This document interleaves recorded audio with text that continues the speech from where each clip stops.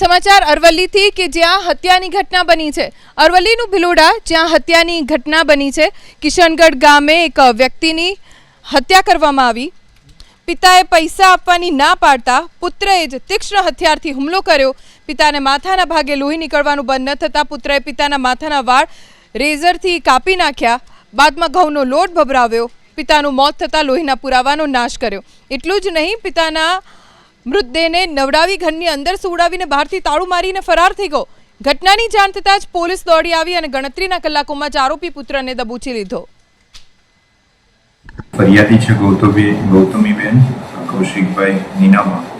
એ પોતે ફરિયાદ હકીકત એવી લખાવે છે કે એમના ફાધર એટલે પિતાજી તુલસીભાઈ જીવાભાઈ સડાત અને એમનો નાનો ભાઈ શેખરભાઈ તુલસીભાઈ સડાત, મોટો ભાઈ શેખરભાઈ તુલસીભાઈ સડાત, બંને જે કિશનગઢ કે જે ભિલોડા પોલીસ સ્ટેશન વિસ્તારમાં પડે છે ત્યાં બંને સાથે રહેતા હતા।